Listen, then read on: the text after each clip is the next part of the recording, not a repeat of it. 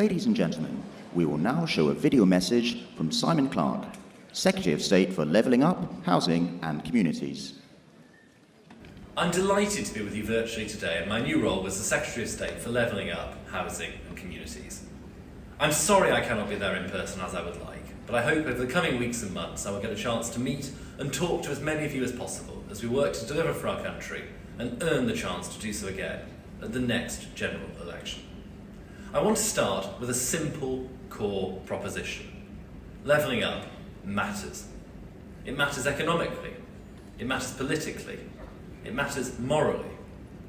This spring, I visited a St Pius X Catholic primary school in Park End in my constituency. Park End is a ward in Middlesbrough, not far from where I grew up.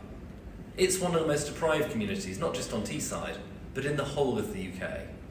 But it's also home to people who are determined, resilient and proud of their community, their town and their country. I had lunch with the pupils at St Pius's. You could not find a nicer, more thoughtful, polite and friendly group of children. They were an absolute credit to their head teacher, Mrs Walker, their parents and to each other. And it was a visit that stayed with me. Because delivering on Levelling Up is about transforming the life chances of those children and children across the country. For too long, Middlesbrough has been one of the scores of places across this country that have been associated with economic decline and all the social ills that come with that.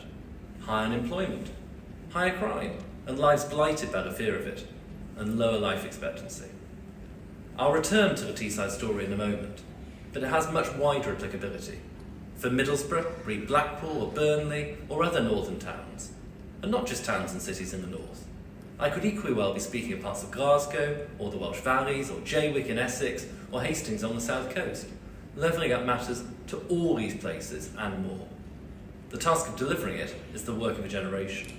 The prize of delivering it is enormous. If the performance of the bottom performing quarter of places by productivity were to be levelled up to the median, the boost to productivity would be equivalent to a pay rise of around £2,300 for individuals in the poorest areas. Levelling up is about kickstarting growth in the areas where it's hardest, the areas of our country that have been left behind in previous pushes for growth. We want to turbocharge success, but to do that, we must recognise that we're not working on a level playing field. It is my job, and that of this government and our party, to address this. And here I would say one thing above all else. We have no lessons to learn from the Labour Party.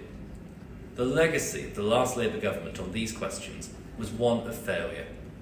Their solution to a lack of jobs was an unsustainable expansion of the public sector that did nothing to deliver economic opportunity or resilience.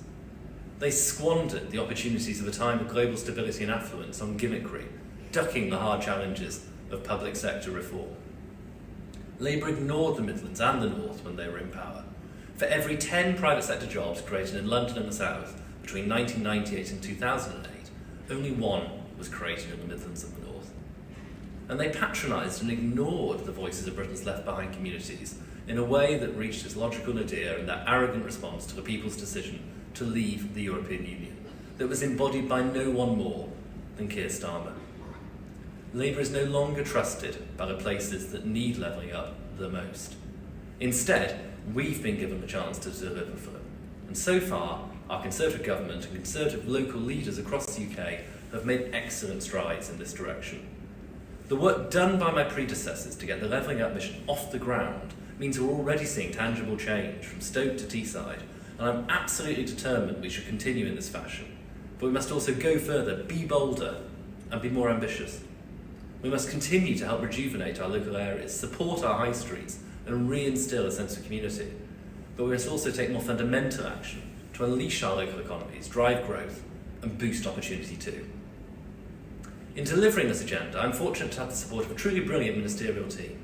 Paul Scully as Local Government Minister and Minister for London, Andrew Stevenson taking the lead on vital issues like homelessness and supporting Ukrainian refugees, Lee Rowley as Housing Minister working tirelessly to unlock the homes we need, Deanna Davison, my near neighbour in the North East, as Levelling Up Minister, Baroness Jane Scott, our champion in the House of Lords, as well as our whips Nigel Huddleston and Olivia Bloomfield, and our excellent PPSs Jason McCartney and Simon Chubb. I could not be more glad to have their support and advice, and I could not be more grateful to our Prime Minister for making it so clear how much of a personal priority this work is for her. Now, recent weeks should have quelled any doubts about this government's appetite for bold action. Last month's fiscal statement was defined by its ambition and scope, and at DLUC, we're really hitting the ground running. I'm proud that our work on investment zones holds its place on so many exciting announcements that fire the starting gun on our mission to grow our economy. Investment zones represent an amazing opportunity for every corner of our country and illustrate perfectly how this government intends to go further on levelling up.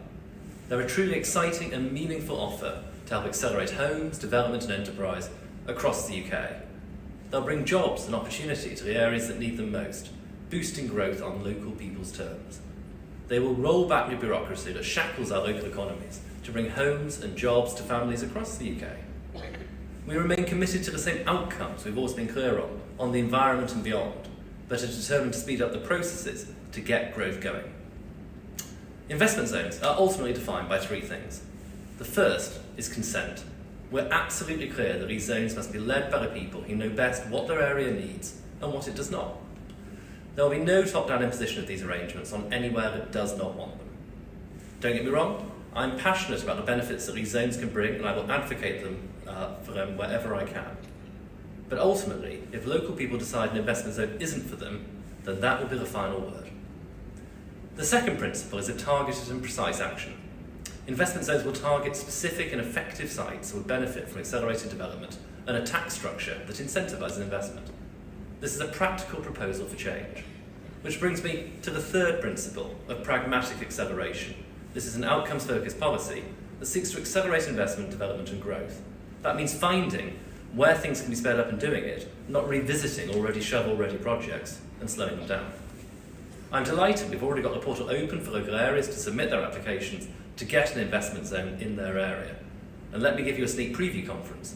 The reception from MPs, councils and mayors alike has been fantastic. Investment zones are the first major step that we've taken in this new look government to deliver on our promise to level up in a conservative way. This conservatism will guide our agenda across the department's portfolio, which is why I'm also steadfastly committed to increasing home ownership, getting more people on the housing ladder to give people security, a stake in society and somewhere to call their own is a fundamentally conservative goal. Investment zones will help deliver many of the homes that we need, but we must go further. I want to reassure those hoping to get on the housing ladder that you remain at the heart of our agenda for government. In the coming weeks, I'll be fleshing out how we intend to get more homes on the market and improve access to those homes. This will build on the work of both this government's recent measures to lift the worst of the stamp duty burden and of previous Conservative administrations, which is paying dividends in the form of record numbers of homes being built today. I want, like the Prime Minister, to build more houses and to do so in the right way. Accelerating development of brownfield sites is of the utmost importance, as is building beautifully. We want to grow organic communities, not impose cardboard boxes across our shires. And as with investment zones, local consent will sit at the heart of our plans. Because it is not the case that either home ownership, investment zones, or the wider challenge of levelling up can be addressed from Whitehall. We know as Conservatives that decisions are best taken as close as possible to the people that they affect. I'm proud and passionate about what devolution has brought to many of our regions and want to build on those successes. The people of Birmingham don't need me to tell them that. Andy Street has truly led the way here in the West Midlands, and we meet in a city and a region transformed by his leadership. His champion of this region is a fine example of the good that mayors can do. I want to create many more mayors in areas like the East Midlands, where Ben Bradley is leading the way, but also in the south of our country, where even if the title may differ, the principle of strong, directly elected leadership is central to enabling the highest level of devolved government. I also want to strengthen and deepen the powers of our existing mayors so that they can crack on with the work of delivery. People like Tees Valley's Ben Houchin. I want to return to a moment for what's been happening on Teesside. I talked earlier about the challenges that my home area faces, but there are also huge opportunities which Ben is helping to unlock. In so doing, he's shown just why elected mayors can make such an extraordinary difference. Whether it be in saving Teesside Airport from closure, securing thousands of new jobs in clean energy on sites like Teesworks, right next to our new Freeport. Ben champions our area, both to central government and to investors at home and abroad, delivering opportunities that until recently few would have dreamed of. He's shown what Conservatives can do locally when we are empowered to. And as we deliver, so we unlock pride and purpose. Teesside is becoming somewhere that successful people are moving to, rather than moving from, and somewhere where a child studying today at a school like St Pius's Primary can realise a bright future. So there is so much we can enable through devolution, and this is why I care so much about it. The flip side to devolving and empowering local government is that strengthening accountability is vital. I intend to support the local authority sector and to be an advocate for it, but I'll also crack down on mismanagement wherever I find it, such as in Thurrock, Nottingham or Croydon. I believe in local government because I believe it delivers for our people, the taxpayers. Where it does not, there must be effective scrutiny, turnaround programmes and consequences, and I will say more about this in the weeks ahead. Conference, there's so much else that I'm charged with delivering and on which I will expand over the months ahead. When it comes to building safety, I want to finish what my predecessors started, to fix our system for the long term, to protect leaseholders and ensure industry fixes the problems it created. I will push on with pragmatic, common-sense reform that protects leaseholders, facilitates an operable insurance industry, and ensures we never have to face a tragedy like Grenfell again. The legacy of Grenfell must be better standards and safer homes for everyone. That is why I am resolved to fix the cladding issue as soon as possible. As we enter into autumn and winter, the government also remains focused on protecting the most vulnerable from rising energy costs and the wider cost of living in a world turned upside down by Putin's aggression. Our measures to protect households during the pandemic worked, and to help those facing cost of living pressures now, we're delivering thousands of pounds worth of support to households and businesses, as well as our new energy price guarantee. We will remain committed as a department, and I as Secretary of State, to doing all that we can to limit homelessness and rough sleeping. I'll be working closely with my new colleague Andrew Stevenson on this. Together, we will work to ensure that we build upon the fantastic support and dedication that this government has already given to tackle the scourge of homelessness. I know I will have the support of you all in delivering on this work, and that's why I want to end this speech by saying thank you. I know the importance of the grassroots of our party to what we're trying to achieve. You, the boots on the ground, the activists and the volunteers, the canvassers, the candidates and the councillors, are the backbone of our great party. It is because of your delivery, of leaflets through doors, of local services from our Conservative councils, and of our message of optimism and patriotism to every corner of the country, that we have the platform and the ability to deliver for the country in government. And as the Secretary of State responsible for levelling up, for local government and for communities, I want to ensure I am always working with you and for you to deliver on the extraordinary opportunities that lie ahead.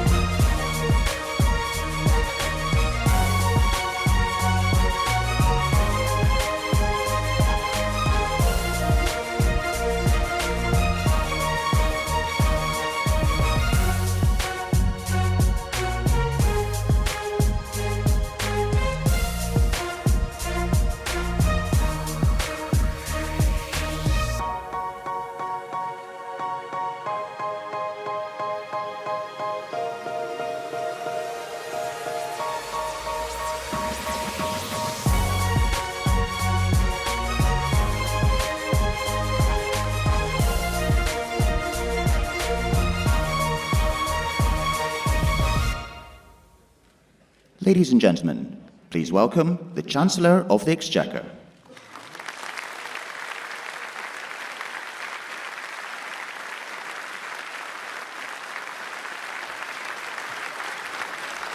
Thank you. Thank you, conference. What a day. It has been tough, but we need to focus on the job in hand. We need to move forward. No more distractions, we have a plan, and we need to get on and deliver it. That's what the public expects. That's what the public expects from the government. But first, conference, welcome back to Birmingham. This is a remarkable city. It has a history of great brilliance. Joseph Chamberlain in the 19th century was an extraordinary civic leader who led Birmingham and the world through the Industrial Revolution. And today, Andy Street is following in that great tradition.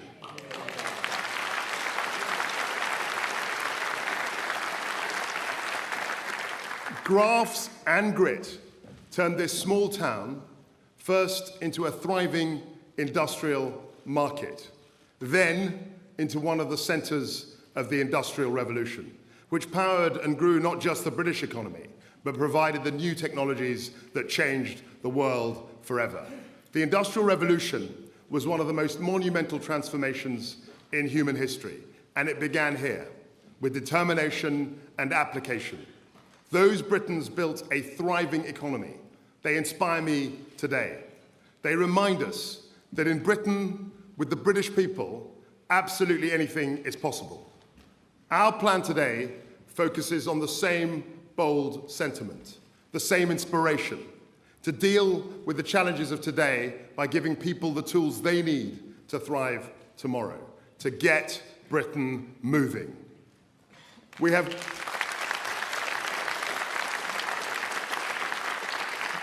have great ideas. We have the same inspirational people, and I know we have the same determination. Our growth plan, set out 10 days ago, will ensure we focus relentlessly on economic growth, because we must face up to the fact that for too long, our economy has not grown enough. The path ahead of us was one of slow, managed decline. But I refuse to accept that it is somehow Britain's destiny to fall back into middle league status, or that the tax burden reaching a 70-year high is somehow inevitable. It isn't, and it shouldn't be. We needed a new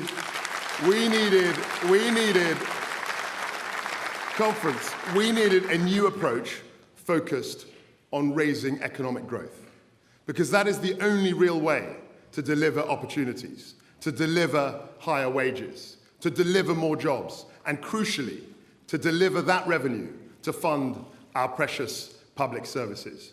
And it is the best and only way of achieving long-term fiscal sustainability. Because it is only by raising economic growth that we will spread opportunity and prosperity to every corner of our country.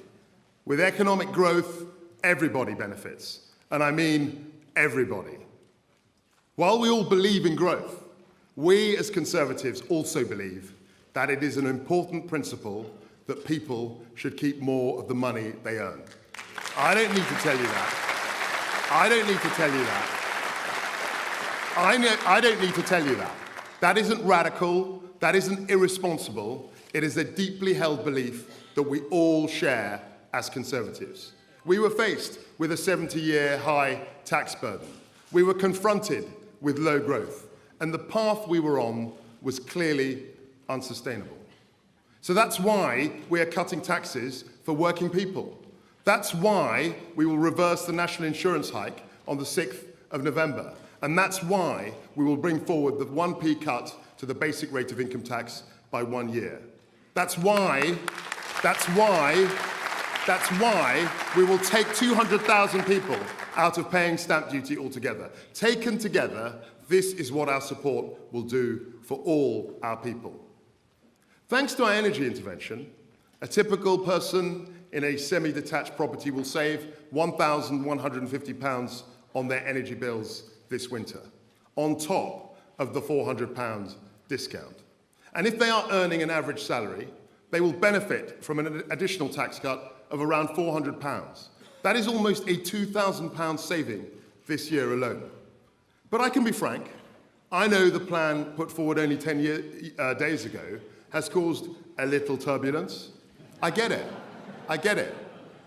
We are listening and have listened. And now I want to focus on delivering the major parts of our growth package. Because with energy bills skyrocketing, a painful COVID aftermath, war on our continent, a 70-year high tax burden, slowing global growth rates, and glacially slow infrastructure delivery, we couldn't simply do nothing. We can't sit idly by. What Britain needs more than ever is economic growth, and a government wholly committed to economic growth. That is why we will forge a new economic deal for Britain, backed by an ironclad commitment to fiscal discipline. More businesses.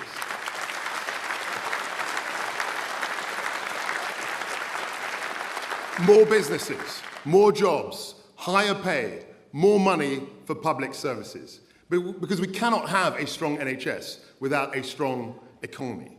We can't have good schools without a strong economy.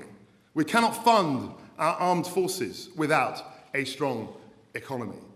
So growing our economy should be our central and guiding mission. With this plan, we are aiming for 2.5% annual trend growth. We've done it before, and we can do it again. And even in the face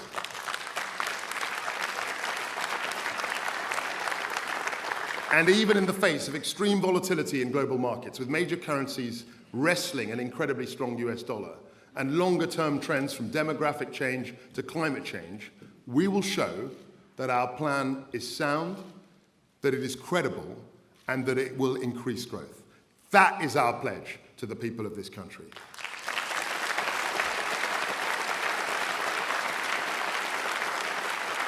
However, conference, there is an immediate challenge facing not just our country, not just our people, but the whole of Europe. The high cost of energy driven by Putin's barbaric invasion of Ukraine. Cast your mind back just 4 weeks ago. We had dire warnings of extreme energy prices to come. Corner shops to heavy industry predicted unprecedented disruption. Business groups feared mass unemployment. Entire livelihoods were on the line. Make no mistake, this was a very real prospect for our country. So within 48 hours of taking office, we announced one of the most significant interventions ever conceived by the British state.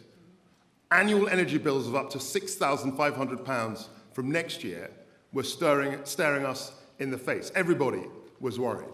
Now we are holding down the price at an average of £2,500. Not just this winter, like the Labour Party promised, but next winter too. 2 years of significant taxpayer support to protect our people. Because this government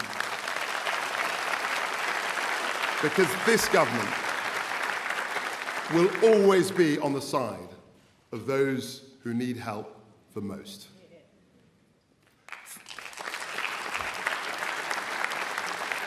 For our businesses too, conference, help is on its way. A local pub could save £3,100 a month, cutting their bills by 40%. And we've also frozen alcohol duty. Make no mistake, this is a monumental support package to protect millions of families and businesses from devastating price hikes unleashed by Vladimir Putin. There is no doubt that this is a substantial intervention. But we had no choice. Doing something was simply not an option. We couldn't just cross our fingers and hope for the best. The price of inaction would have been far greater than the cost of the scheme. We will deal with the short-term shocks caused by Putin, but we must also go for growth to ensure we are much more self-sufficient. We will tackle the mistakes of the past to ensure the UK can never again be blackmailed by people such as Putin and his like.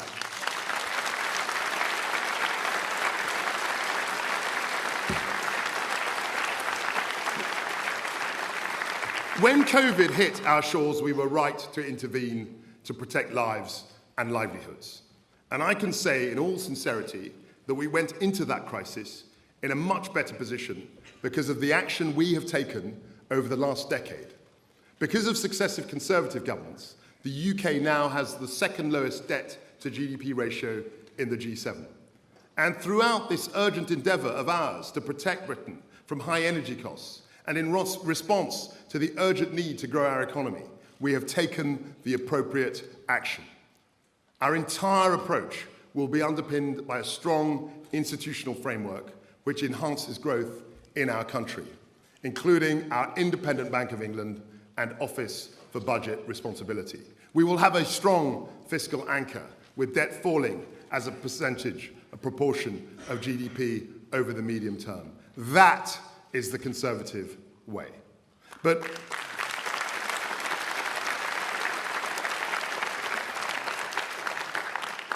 today we face new challenges. And in addressing those challenges, we will act in a fiscally sustainable and responsible way. That is why, shortly, we will publish our medium-term fiscal plan, setting out our approach more fully. It will set out how we plan to get debt falling as a percentage of GDP over the medium term. And I have asked the OBR to publish a full economic and fiscal forecast alongside our medium-term fiscal plan. There is no path to higher sustainable growth without fiscal responsibility. Conservatives have always known this, and we know it still. And it is because we are Conservatives that we remain absolutely committed to being serious custodians of the public purse. This is what defines us and separates us from the Labour Party. But conference, to grow the economy, we really do need to do things differently. We know that it is our towns and cities which drive much of our economic growth today. Business investment, skills, science and technology, infrastructure, housing, energy supply, strong financial services. These are the key ingredients for higher economic growth and well-funded public services. I had the great privilege of being Business Secretary for nearly 2 years. I visited every corner of this country. I saw the creativity, the drive, the entrepreneurial spirit. We have to celebrate our entrepreneurs, our business people, our job creators, people who are taking risks. But I also saw where government got in the way of progress. My job now is to free that potential. This starts with investment zones. We will empower local areas to do things differently, just as here in Birmingham. We will liberalise planning rules, releasing land and accelerating development. We will cut taxes for businesses in those zones. We will accelerate tax reliefs for new structures and for new buildings. We will provide relief on investments on plant and machinery. We will lower taxes which stop businesses hiring and skilling up their workforce. That is an unprecedented set of incentives for business to invest, to create jobs, to build right across our country. And it will start right now. Conference, we will get Britain moving.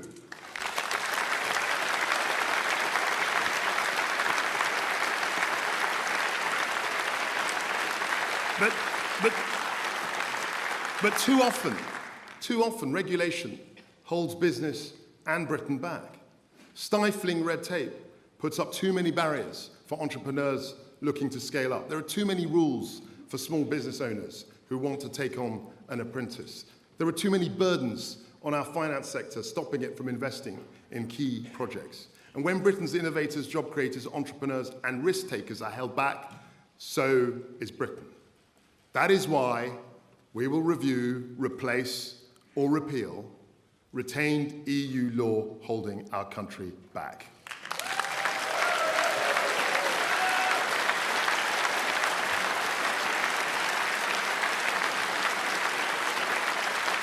We will also speed up the delivery of infrastructure and promote house building to create a true home-owning, shareholding democracy. Unapologetically and emphatically, we will get out of the way to get Britain building and on its feet.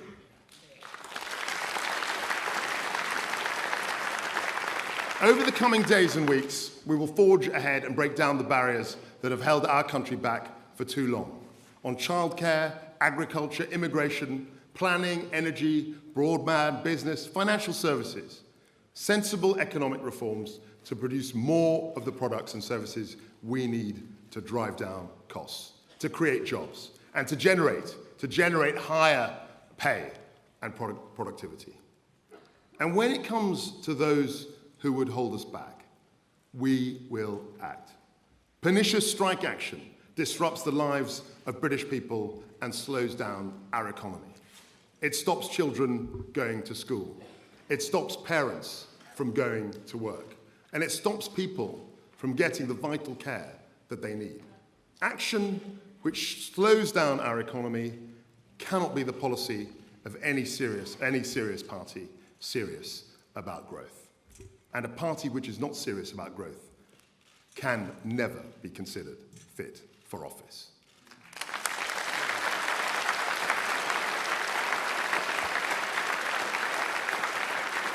So we will introduce important reforms to stop strike action from derailing our daily lives. Reform to get Britain moving. Conference, I am unashamedly a pro-business conservative.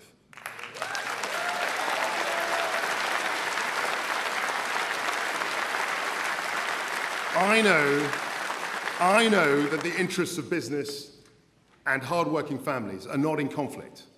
They are aligned. When businesses thrive, they create more jobs, they raise wages, and they contribute more for our public services. Rather than bashing business, we are backing it. That is why we need to make our tax system simpler, more competitive, and pro-growth. So we will reverse the planned increase in corporation tax, ensuring we have the lowest rate in the G20. This will plough almost £19 billion a year back into the economy. That's £19 billion for businesses to reinvest, to create jobs and raise wages. We will reverse the reforms to IR35 that have added unnecessary complexity and cost for so many businesses.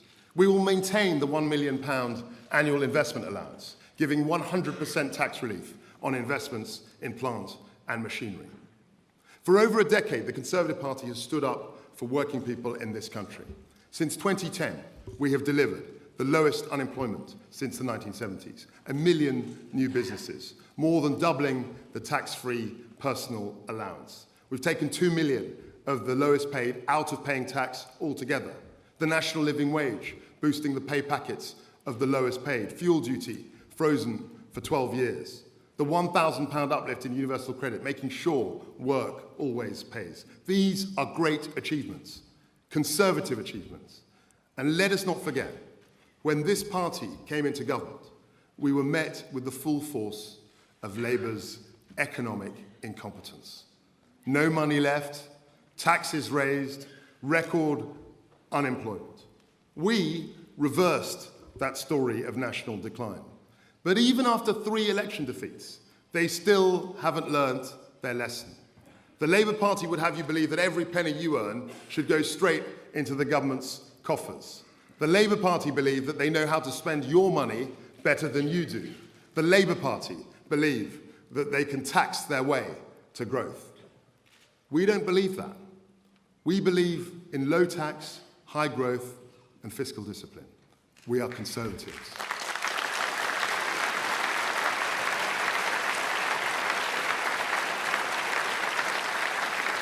And that conference is what our growth plan delivers. Last week, we saw a Labour Party with the same old ideas, renationalisation, empty slogans, no plan for growth. But we as Conservatives believe in Britain. We love this country. Our patriotism isn't something that we turn on and off and negotiate like the Labour Party. It goes to the core of what it is to be a Conservative. It is an unyielding quality. Yes, we have challenges to face. But our plan will take this country forward. We will get Britain moving. We will deliver lower taxes for you and your family, and we will grow our economy. I know we can achieve that goal. With grit, with drive, and with determination, we can meet the challenges of this new era. Thank you.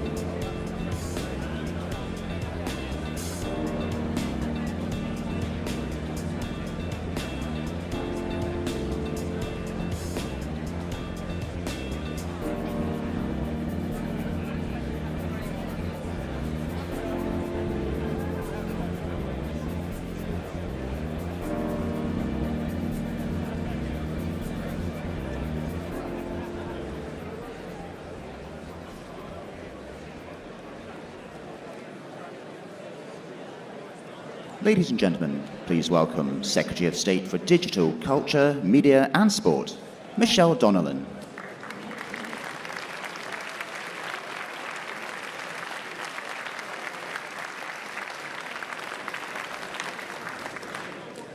Thank you, Conference. It is an honour to be here as the Secretary of State for Digital, Culture and Media and Sport, along with my team of fantastic ministers. And of course, back here in Birmingham, which this year became the second biggest tech city in the UK outside of London. It is also the city that encapsulates every aspect of what I will deliver. Whether that's promoting British sporting excellence on the world stage by hosting the Commonwealth Games, or helping to fuel the tech industry in the West Midlands, where an extra 52,000 new jobs will exist by 2025. The success is already being seen across the country and will be turbocharged under this government, the boldest Conservative government in a generation.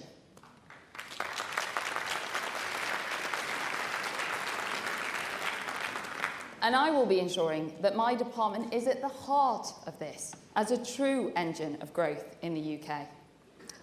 And while the areas we may cover in DCMS may seem at opposite ends of the policy spectrum, actually my own priorities all boil down to a few very simple areas.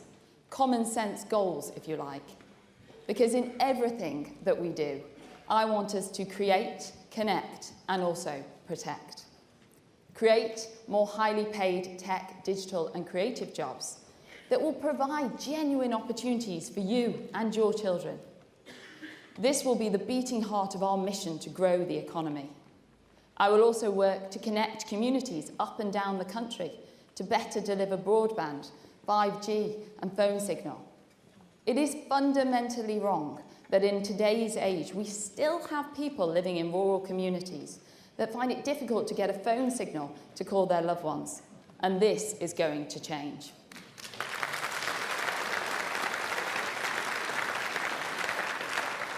And finally, I will protect our children, our values, and our history. And that is why I'm coming forward with strong, common sense, conservative solutions that will deliver on these problems. And at the heart of everything that I do is making people's lives better by driving up economic growth, and that will be the department's priority.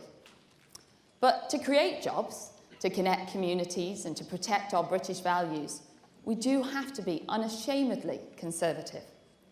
As the Prime Minister said from the day one, in fact, we are the party that understands the need to grow the economic pie rather than simply slicing it into thinner pieces. Where we see the Labour Party squabbling over how to divide the wealth, we, the Conservatives, are getting on with the job, creating the wealth. And this includes creating more wealth and prosperity through our tech, through digital, through cyber, through our cultural sectors, through arts, through tourism. But there remains a significant amount of red tape in our way. Red tape that, as a newly independent nation freed from the EU bureaucracy, we can tailor to fit our country's needs. And one example of this is GDPR, which we obviously inherited from the EU. And its bureaucratic nature is still limiting the potential of our businesses.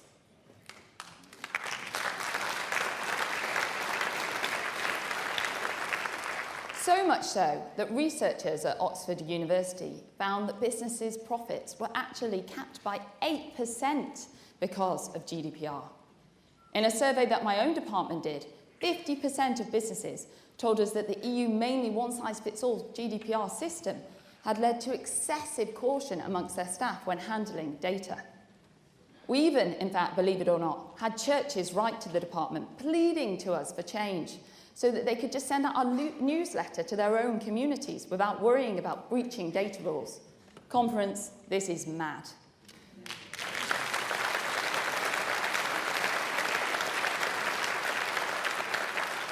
Many of these smaller organisations and businesses only in fact employ a few people. They don't have the resources or the money to navigate the regulatory minefield that is GDPR. And yet, right now, in the main, they're forced to follow this one-size-fits-all approach, the same one-size-fits-all approach that applies to multinational corporations. This is just not right, and it is certainly not conservative.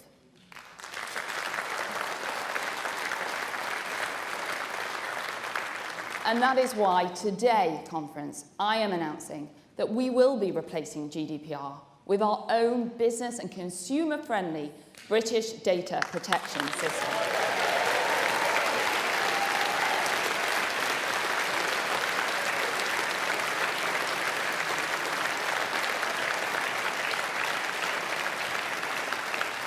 Our plan will protect consumer privacy and keep their data safe, whilst retaining our data advocacy so that businesses can, of course, trade freely.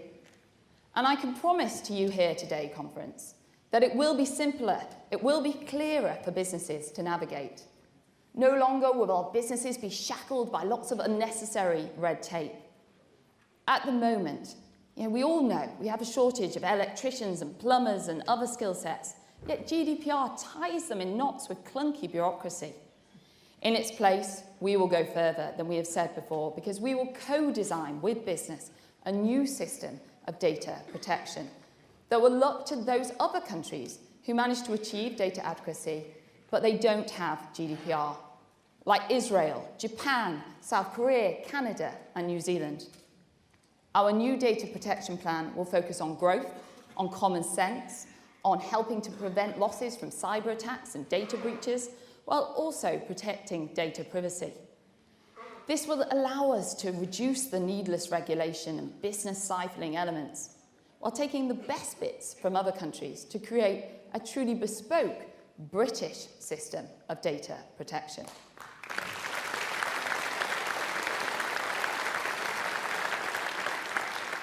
But let me be clear, this is not another wave of legislation on business.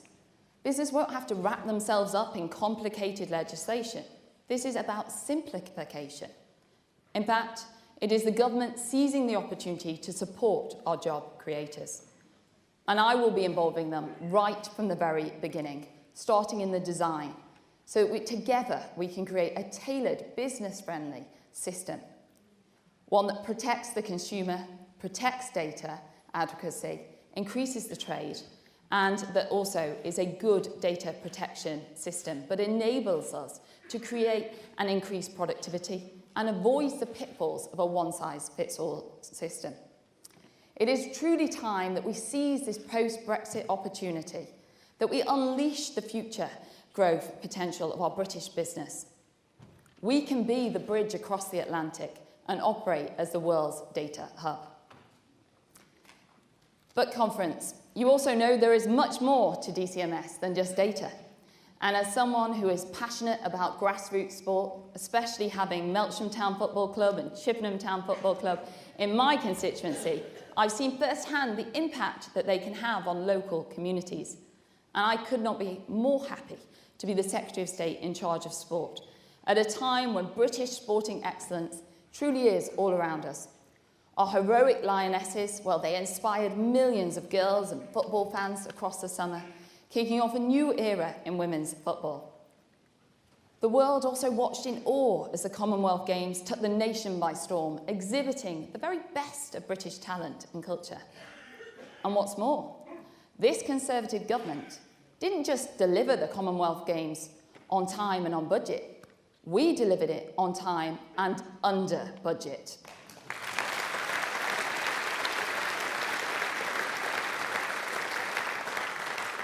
Over 60 million under, in fact. And today, I am delighted to announce that we are going to invest that money to really cement the legacy of the Commonwealth Games back here in the West Midlands, investing in pro-growth legacy projects for the people of West Midlands and working with our driven, our passionate delivery machine for the West Midlands, Conservative Mayor Andy Street.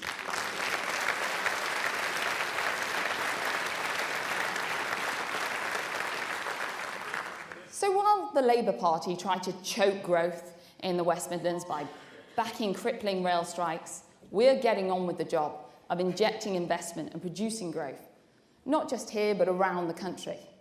Because this is also a government that connects a new household to full fibre broadband every 7 seconds.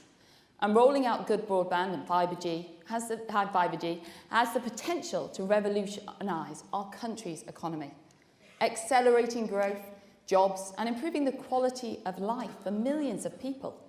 For some people, it might mean better broadband and 5G will mean that they can access streaming services and have a stable connection in their home. For others, it might mean that they can get access to 5G-connected mobile health scanners, bringing next-generation health centres to their town. Or for farmers, it could enable them to use live sensors to detect in real time about the fertilisation and moisture needed for their crops. The possibilities are endless. And the benefits extend far beyond just being able to load up a web page quickly. And that's why I will soon be coming back to Parliament to announce a package that will make it easier for us to roll out broadband across the country, and that will accelerate major progress. There is also a huge opportunity for the growth agenda with the cultural, arts and creative industries, and also media. And we want to continue this trend by ensuring that we accelerate by investing in the skills that we need. And also, I want to take this opportunity to thank the BBC and all of our broadcasters for the excellent coverage and tribute that they gave to Her late Majesty the Queen.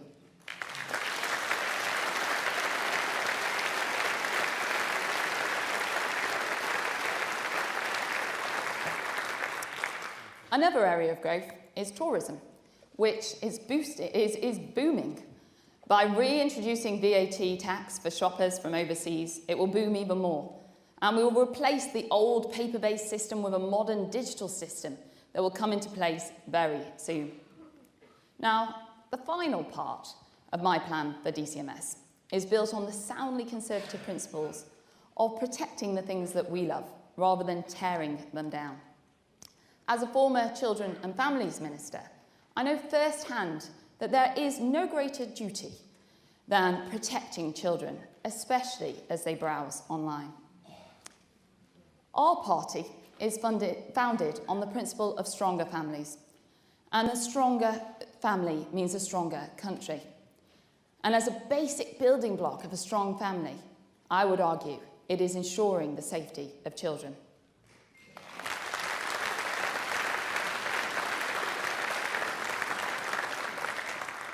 Conference, for too long have we enabled social media giants to chip away at the innocence of children by feeding them dangerous content, contrary, in fact, to their own terms and conditions, which we all know has led to devastating tragedies. Last week, there was the inquest to Molly Russell. It further highlighted the horrific failure of social media companies in terms of their ability to put children and young people and their welfare first. I think we owe it to Molly Russell and all of Molly's family to ensure that we do everything in our power to stop this from happening again.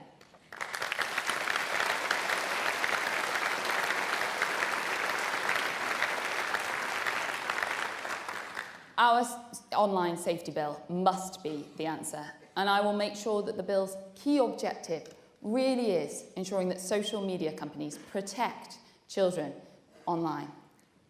Conference, I can confirm here today that the bill will be returning to Parliament, and my dedicated team of ministers and I are working flat out to ensure that the bill is delivered and that we are strengthening the protections in place for children.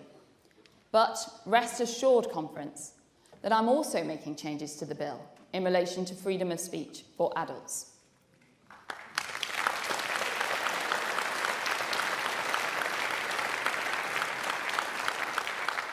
I am the minister that brought forward the Higher Education Freedom of Speech Bill, and so I know just how vital it is that we get this right and that we ensure our rights in terms of freedom of speech and freedom of expression really are protected.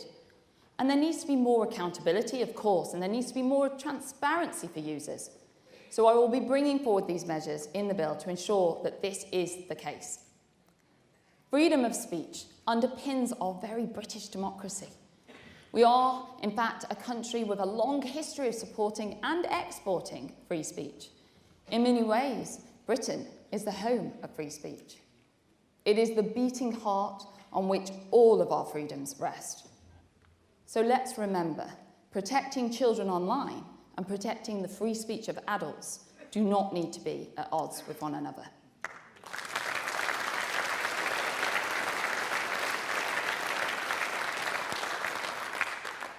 As you can see, fairness, honesty, and common sense are the values that I rely on to take those big decisions.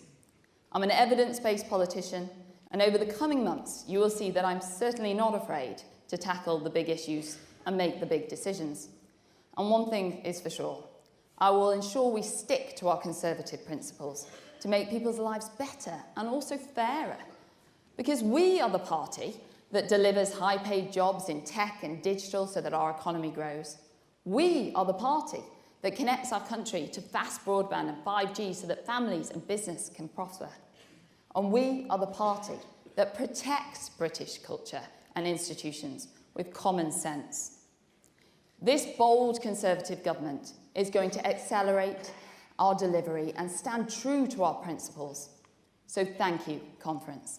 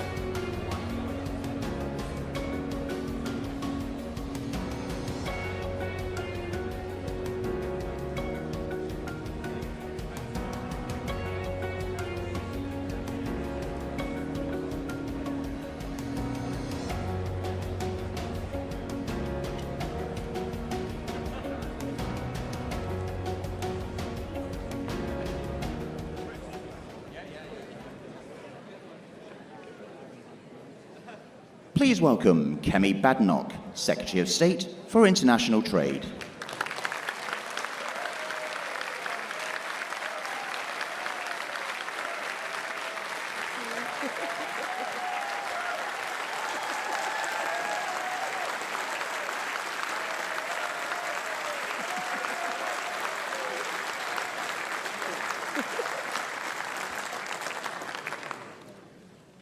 Hello, ladies and gentlemen. I'm not Kemi Badenoch, obviously. I'm Liam Halligan. I'm from GB News. I'm also a long-standing columnist in the Sunday Telegraph, and I've been asked by Kemi to host a Q&A session with her so you can get to know her a little bit better. We've only got 20 minutes. I think I can see the clock somewhere. So let's kick off. Kemi, I think the first time you took the stage at the Conservative Party conference was in 2017. You were the warm-up act for the Prime Minister, no less, Theresa May, in Manchester. Certain things happened in that speech, like letters falling off the set and so on, which meant perhaps you didn't get the headlines you deserved. But you'd already made a mark in politics. You came into the House in 2017. You'd given your maiden speech on Brexit. It was a very fast elevation to centre stage of the Conservative Party. But you'd been in politics for quite a long time, hadn't you? I think you first stood against Tessa Jowell in 2010. Yes. Sorry, what's the question? So the question...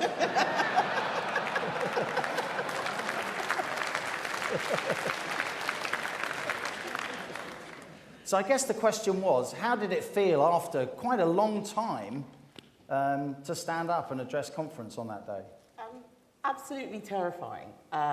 It's wonderful because I tell people the Conservative Party is my family. And even in that speech, I talked about how I married my deputy chairman. But giving speeches is terrifying, which is why I'm doing an in conversation this evening. Because despite the fact that people seem to like it when I say stuff, I worry about the things that can go wrong, and I find having a conversation an easier way of explaining some of the things that are important about Conservative philosophy than just talking in a speech. The Conservative Party have known about you and your talents for a long time, despite the relatively short time you've been in Parliament, and I think the whole country really got to know you during the Conservative leadership contest. When you saw that there was going to be a leadership contest, how long did it take you, Kemi, to decide to stand? About 24 hours, and it's very hard to describe the mindset that I was in at the time. I had resigned after agonizing over resigning. I didn't want to resign, and I resigned with my friends, who are both sort of friends personally as well as philosophically. And there were so many things which I felt I had not been able to say because I'd been on payroll for a very long time. I'd been a minister, party vice chairman, and I thought, now I'm a backbencher. Now I can say exactly what I think, but what will make people listen, and what is it that I think our party needs to do. And quite a few people also encouraged me to stand, so it wasn't just a fit of megalomania. I did have a lot of people encouraging me. But it was difficult because when you're standing to be leader of a party, and in this case to be prime minister of a country, it's a very serious decision. There's going to be a huge impact on your family. And you can't also help feeling overwhelmed by imposter syndrome. So on the one hand, someone who is fairly ideological like me, I know what I think, and things have to be done in a certain way. This absolutely has to be done. And then you think, oh my God, being prime minister of a country, imposter syndrome sort of overwhelms you. So you're going through quite a lot of turmoil of emotions. But I'm really glad I stood in the contest. I think that I said a lot of the things that the party wanted to hear, and I don't think I would have been a Secretary of State without it. It was nice to be able to show Liz, now the Prime Minister, that I could do more than what I had been doing, and I'm really grateful for the opportunity that she's given me. And I have to say, to quote Bruce Forsyth, ladies and gentlemen, didn't she do well?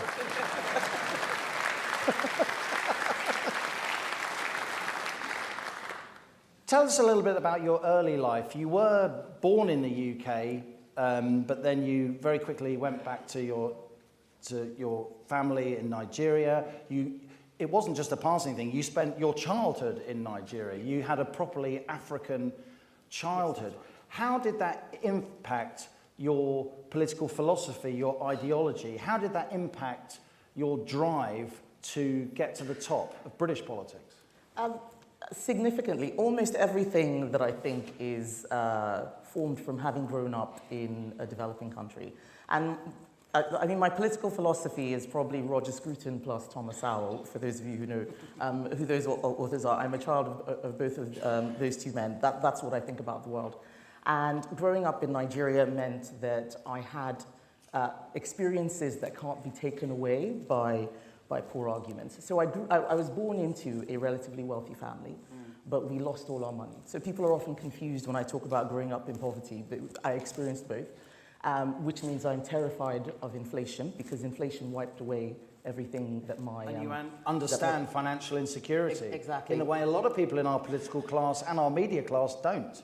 Precisely. So it's informed a lot of my economic views, my views on authoritarianism. I grew up under a military government, so loving freedom and being free to be able to do things and think for yourself is really, really important. When I was at school, there was one particular military government where if teachers were late, they got flogged on the streets before they got to the school, not just the students. It was such a contrast to moving to a place where freedom is really important.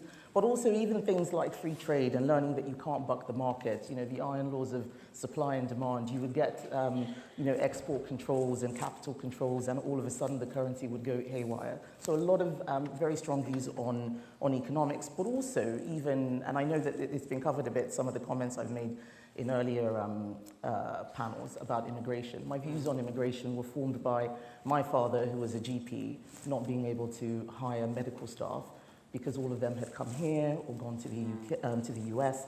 And we need to be very careful about what we're doing to other countries in the way that we think about migration. Migration is...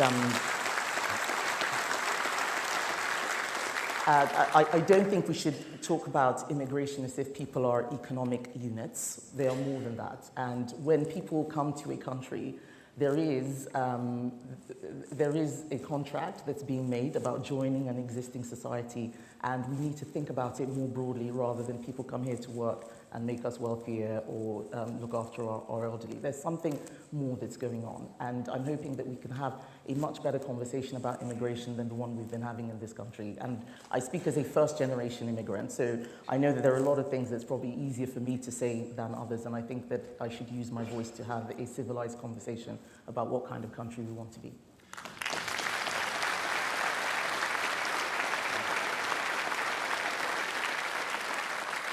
And just briefly, I've been to Nigeria several times, West Africa in general.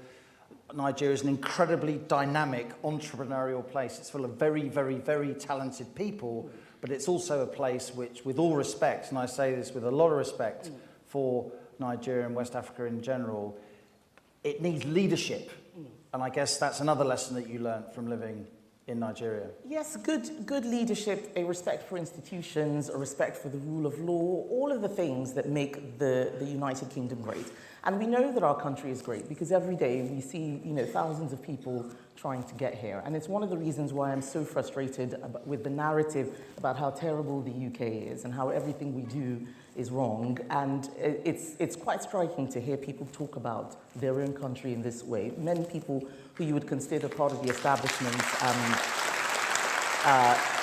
thank you, and elites talking down their country because it has an impact. It even has an impact on things like my new role in trade. If you are telling the rest of the world that your country is, you know, is terrible and racist, what do you think happens when your trade secretary goes to a developing country to ask for things? It means that they suddenly will view you with suspicion. There's so many knock-on effects of this type of talk that people don't realize. It is very indulgent, and it frustrates me because when I try and talk about these things, I end up being characterized as a culture warrior. These things are not trivial. They are very, very serious, and we need to get a little bit more serious about them.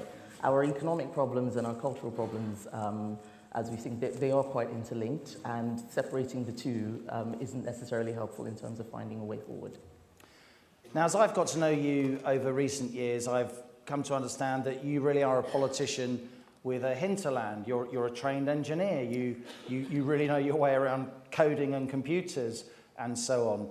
You work very closely in terms of your politics with Hamish Badenoch, who himself stood as a Conservative councillor, was a Conservative councillor in Merton in South London. You've got 3 lovely young children. Politics is really, really important to you and indeed to Hamish, but it's not everything, is it? You do have a life outside of politics. Not anymore. I don't. It's just my family and work, really. Yeah.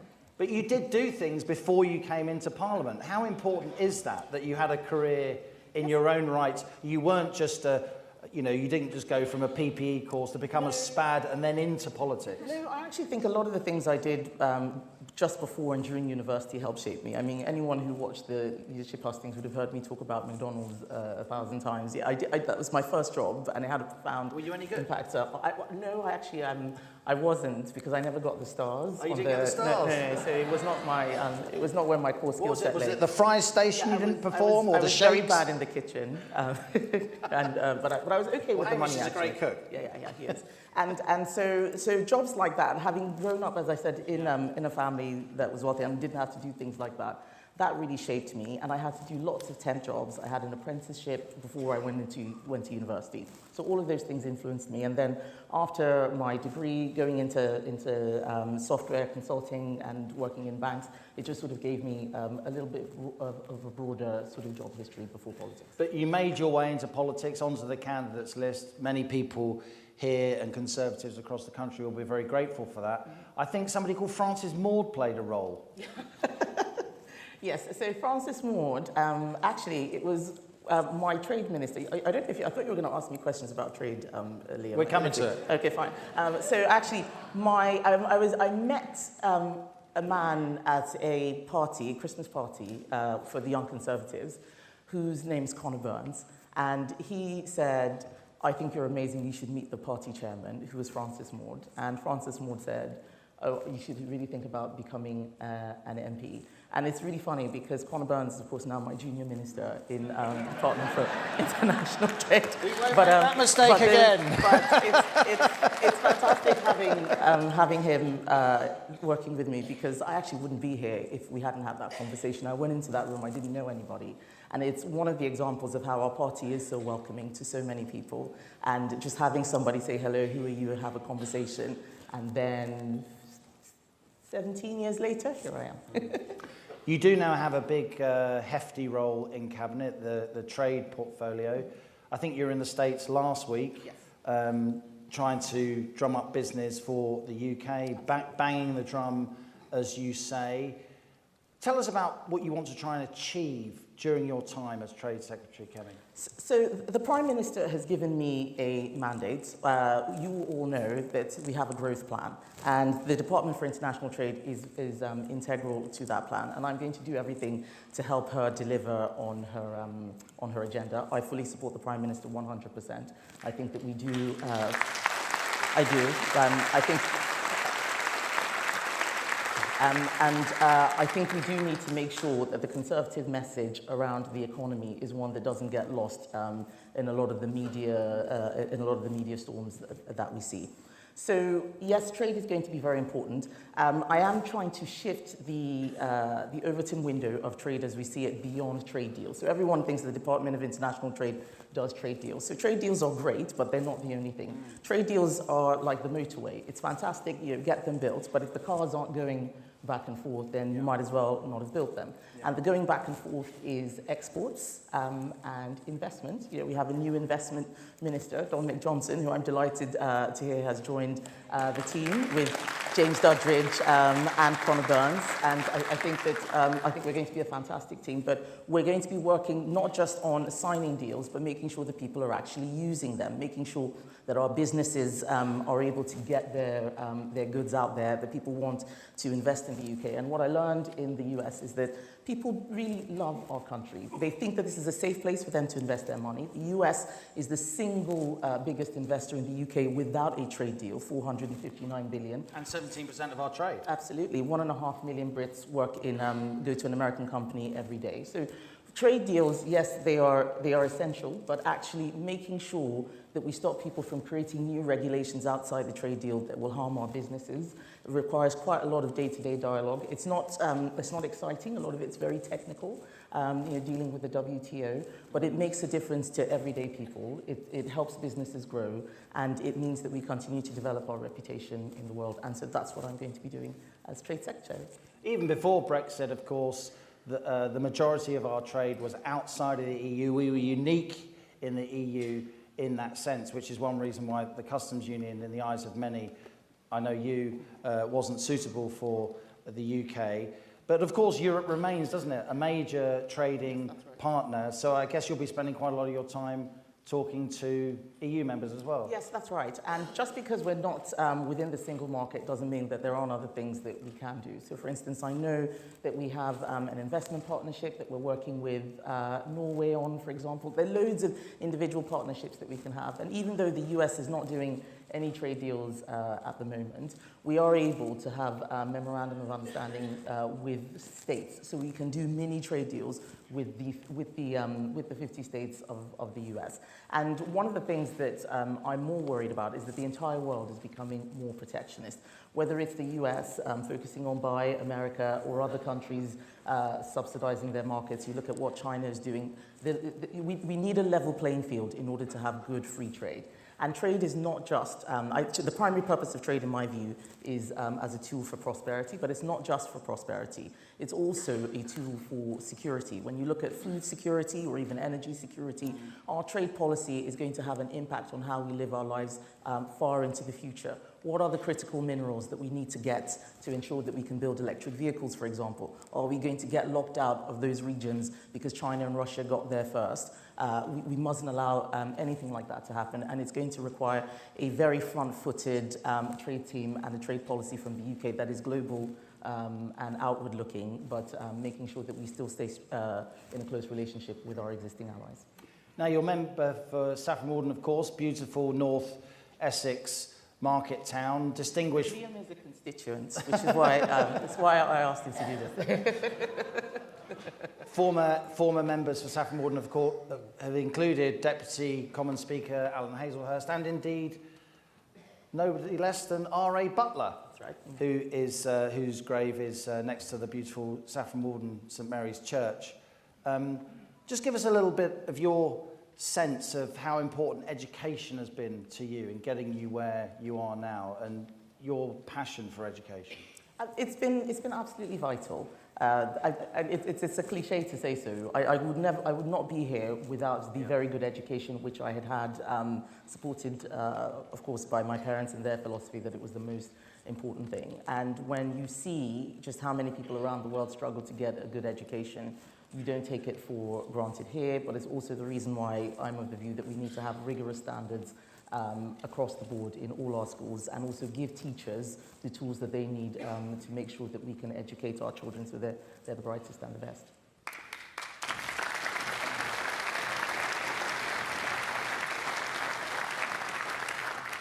Last couple of questions, Kemi. The penultimate question is this. Identity politics, it is something that you speak out on quite often, though I know very strongly you don't want to be identified with that. Your talents and interests go far, far broader. But how have we got to this point? How have we got to the point where there's contention over definitions of what a woman is and so on? I think a lot of things have happened at the same time, but what I would say is that many of the people, not all of them, but many of the people who have the views that are at odds with the way we Conservatives see the world, is that they are trying to fill a void. And I remember being at an event where I had spoken and I met these very young ladies who people would call woke. It's not a word that I actually use. I think it trivializes what is going on. So if you see me being quoted as using the word woke, know that I probably didn't. Fake news. Yeah, except for now when I just used it. But we had a long conversation, and after the argument, I could tell that they weren't really solid in what they were thinking. And I asked them, well, why do you think this? And one of them said, because I want to feel like I'm a part of something important. And we mustn't forget that at the heart of this is a lot of people are trying to find their way around the world, whether it's replacing religion or family or a sense of belonging. And that's something which, as Conservatives, we completely understand. The problem is that on top of this, there is an activist class of people, and we know who they are. We see them outside chanting at protests, and they're at every protest with the Socialist Worker Party banner, and they exploit, actually, the issues that a lot of people have to attack what I would call our conservative and liberal values. It's not only Conservatives who are under attack. In fact, if you look at many of the issues the gender-critical women have faced, it's mainly people on the left. So I think that there's something missing. But the reason why it's got to this stage is because we have lost the art of political argument ourselves. So I don't think that as Conservatives we should point fingers all the time. Sometimes we need to look inwards and look at what we are doing wrong. And one of those things is actually not making the argument enough, sometimes conceding where we shouldn't concede, or worried that people might think that we're bigots or one phobe or the other, and not say the right thing. It's absolutely important to be true to our convictions and make the argument in as civilized a manner as possible, and also actually force people to say what they mean. Thank you. We need to be more precise in our language as well. A lot of the difficulty. More courageous, more precise. Get people to say what they mean. Quite often, we're having two totally different conversations. Leave Twitter. You know, it's just a bad place. You know, I call it the devil's message board, but you know, it feeds a lot of this.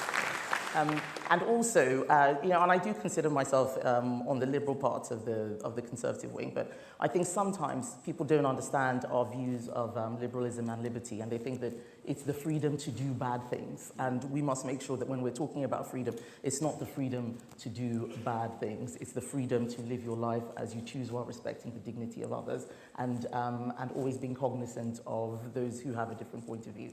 And I think if we do that, then we'll get to a better place. Final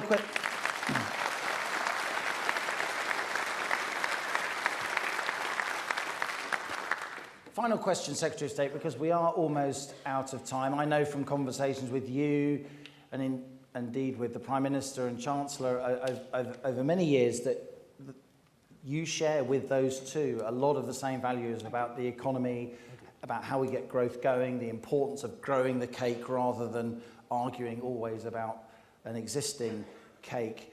I think it's fair to say recent days have shown the difficulties of getting that message across sometimes. So how can you, the whole cabinet, the whole party, when activists go out knocking on doors and so on, how can they bring the country with them when in terms of putting forward this growth plan and making it stick? Well, first of all, as a party, we need to get behind the Prime Minister, because if we don't do that, then none of that you know, we need unity, and we need to be able to have dissent in, you know, in a grown-up fashion. I think that whenever people have problems with policy, I think there's a way of communicating it and not necessarily rushing to the first TV studio to let everybody know how angry we are. And some of the people who've done this are my friends, but it's not helpful for the whole party, so the party needs to come together. But we also need to remember who our real opponents are, and that's the Labour Party. And we are not here to fight ourselves. So if we make sure that we make our arguments very clearly, and the Prime Minister did say yesterday that we didn't you know, lay the groundwork for it. So we need to communicate better, and that's something that I take as a personal responsibility, explaining what our party's policies are and doing so in a way that resonates with the general public. But the fact is that we have not been growing in this country. We have a high GDP, but we have a low GDP per capita. America's is 17% more than ours, for example. So we do need to do something about growth. And one of the things that worries me is that there's so many people out there who are willing us to fail that we can end up just losing the argument and losing the country if we aren't sort of more courageous about explaining why what we're doing is right. It's also, yes, explanation is key, but it's also, it is morally right to go for growth, because if people don't have any growth, they won't have any homes, they won't become capitalists, they won't become homeowners. We need to be able to create something for our future, and that's why growth is important. It is not an end in itself, it's a means to a better quality of life for everybody, and that's what we're fighting for. Well,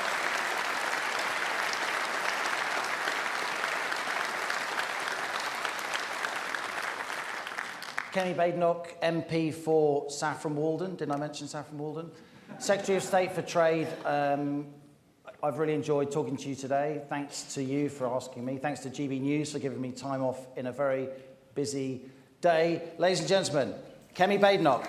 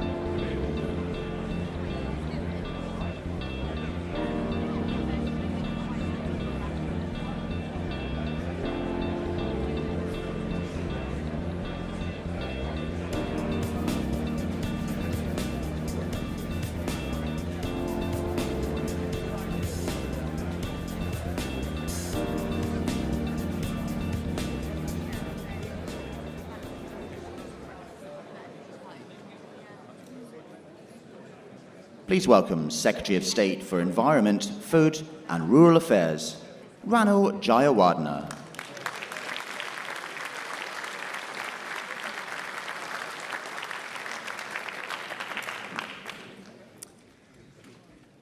In this role, because I was raised in a rural county, the county that my family and I still live in, the fine county of Hampshire. Some of you are in the audience, the northeast of which I represent today. It was when I was at Hook Infant School that I learnt how soap used to be made, and I began to speak up against whaling, which loopholes sadly still allow today. It was at Hook Junior School that I championed recycling before separate curbside collections existed and everything was going to landfill. Like our Prime Minister, I'm proud to say that I was an environmentalist before it was fashionable. Having grown up in northeast Hampshire, I understand the issues faced by those in rural communities too. I will be a champion for all who live in the countryside, the length and breadth of our nation. And I look forward to visiting farms, businesses and charities across the country, including in Shropshire, PDM Produce, where I was yesterday, Mondelez in Bourneville, who I will be visiting on Wednesday. And thank you to everyone who has given me such a warm welcome already, here in Birmingham, across the West Midlands too, even if the same can't be said of Twitter. There is much to do, and I have been put here by the Prime Minister to deliver. At DEFRA, we're all about EFG, the environment, food and growth. And I am delighted to have a great team who are getting on with the job. Trudy Harrison as your Minister for the Environment, Mark Spencer as your Minister for Food, Scott Mann as your Minister for Growth, all ably supported by Lord Benyon as Minister for International Nature and Biosecurity, and Lord Harlech, Darren Henry, Laura Farrist and Anthony Higginbotham in the Whip's offices and as my parliamentary private secretaries. And as we all get on with the job, top of the list, key to unlocking everything that we want, is growing our economy. Though our opponents would like to pretend otherwise, a strong, healthy environment and a strong, healthy economy are not incompatible. In fact, they are perfect partners. A strong economy and a strong environment is how we deliver in a conservative way. And that's why I can assure you today, my friends, that my department should no longer be seen as one that follows the EU, imposes rules and impedes innovation. Instead of being a regulatory department, we are now an economic growth department.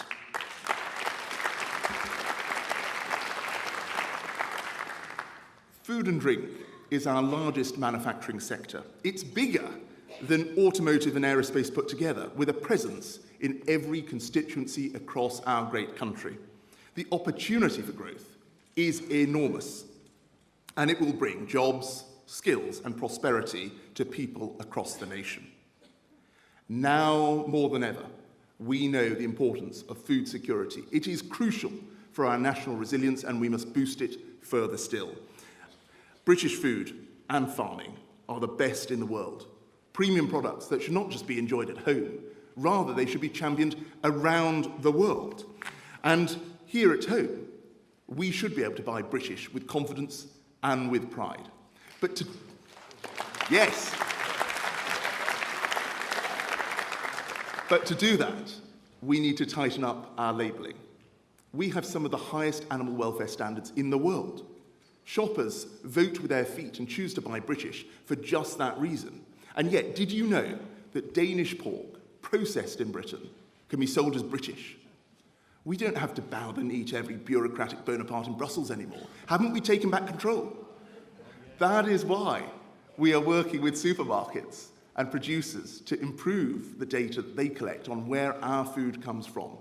And we will launch new British labelling so that the people of our great nation can have confidence that anything labelled as British is British.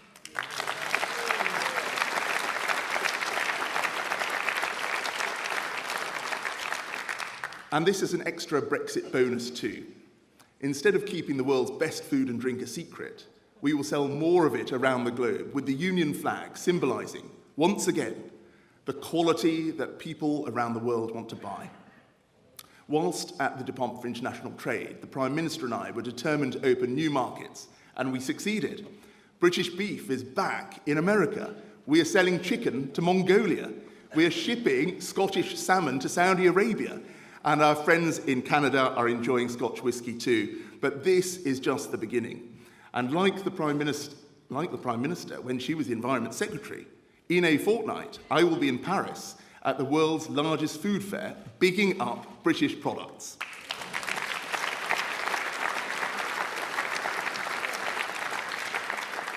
I will be working very closely with my friends at Trade to make sure we are capitalising on every export opportunity for our premium produce around the world, at premium prices that our farmers, fishermen and food producers deserve.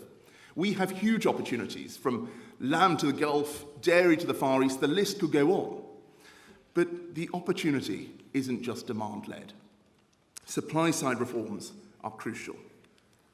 Now that we have left the EU, I'm delighted to tell you that we are going to free our farmers, and we are listening to all sides for new ideas to get Britain growing, such as the review undertaken by Baroness Rock to back our tenant farmers. And unlike the Labour Party, we trust our farmers, so we will be cutting red tape that has held our farms back for far too long.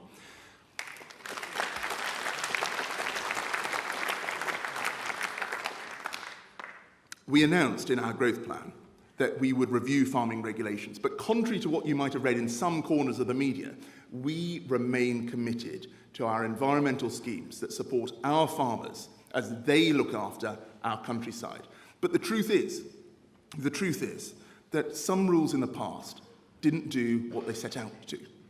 The three-crop rule and the greening requirements are already gone, and we will be announcing more in the coming weeks. I bulldozed 400 trade barriers in my time at Trade, and I will continue to get things done.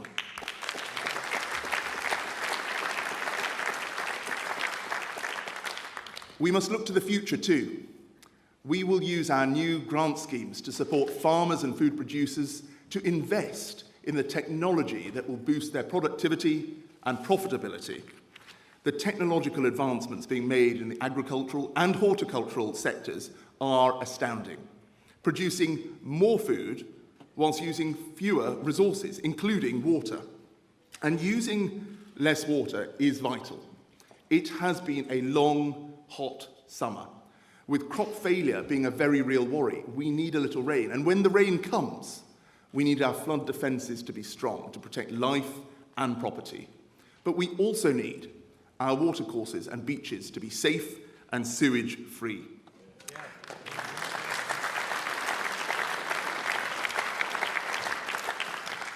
I believe in private enterprise. We all do. It's business that creates jobs, secures our prosperity, and pays for our public services. Private enterprise is intrinsic to our Conservative DNA. And yet, we all know that government must step in if there is market failure. Our water companies have a lot to answer for. Too much water is wasted through leaks each year when we should be conserving it. And in 2022, we still find sewage in our rivers and on our beaches. That is not on.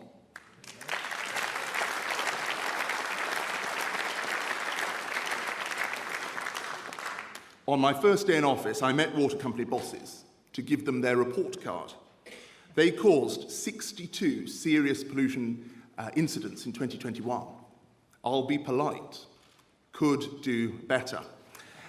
And I asked them to write to me with their plans to accelerate investment in infrastructure. They did, and now they must deliver.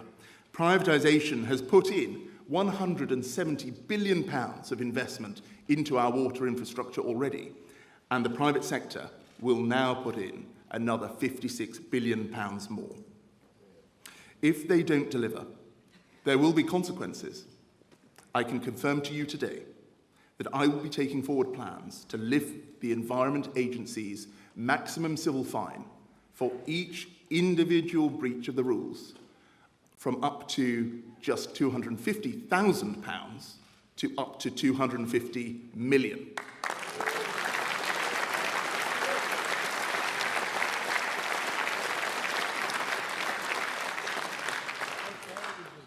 This doesn't only affect families going to our beautiful British lakes, rivers and beaches in the summer, or surfers braving the cold winter swells. It has repercussions for our environment at a time when our biodiversity is seriously under threat. Biodiversity is declining faster than at any time in human history. We rely on nature to provide us with food, water and clean air, and biodiversity is crucial to enabling nature to be productive and resilient. More than a half of global GDP is estimated to be dependent on biodiversity and nature. That's over £40 trillion. When I was first elected, I founded the all-party parliamentary group on endangered species. I can tell you, I believe in halting the decline.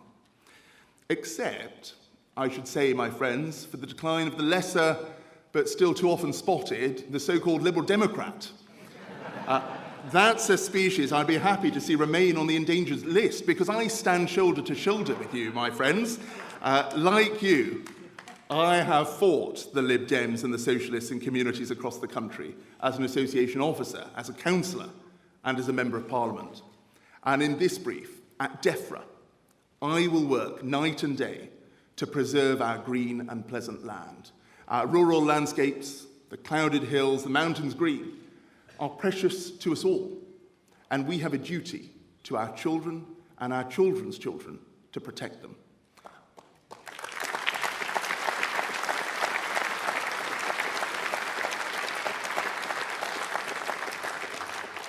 I will honour that duty, and I will not let leftists who seek to divide us undermine that collective responsibility that we all share to protect the environment, because it is this Conservative government that has put in place world-leading targets to halt the decline in nature by 2030, with particular thanks to the hard work of my immediate predecessors, George Eustace and Teresa Villiers.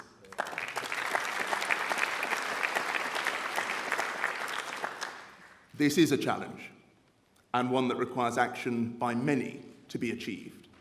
But achieve it we must, for it is critical to the growth that we want to see, the conservative environmentalism that we all believe in. We are going for growth, where a healthy, strong environment is part of a healthy, strong economy. There is a huge task. There is much to do, and we are determined to deliver. Thank you.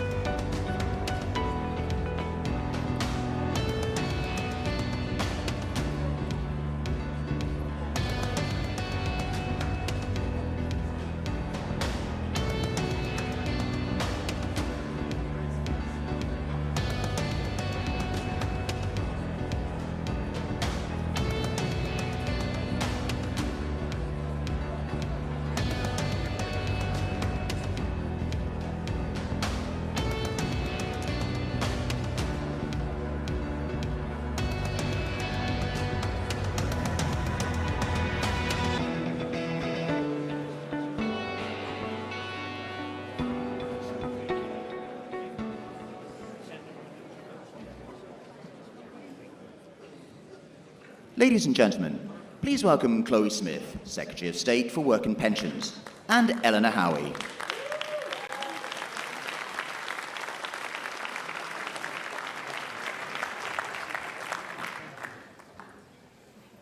Good afternoon, everyone. It's a pleasure to be here with you this afternoon and to have this opportunity to speak with you.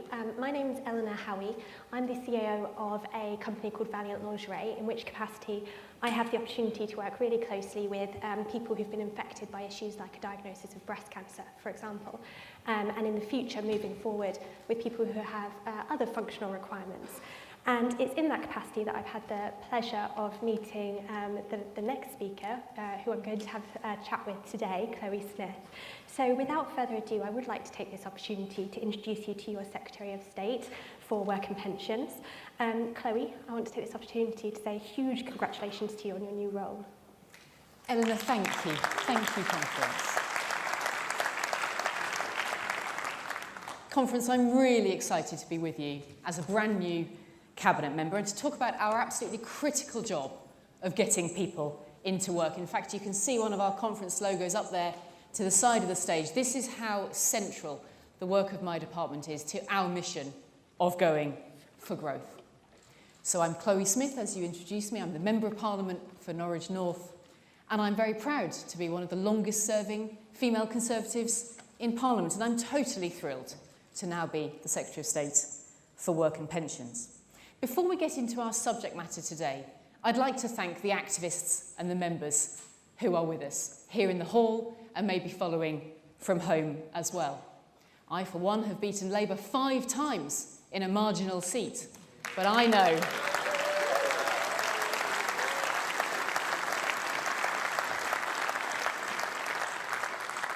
that can't be done without you. So thank you to all of our members and activists and voters and supporters. And the same is true up and down our country.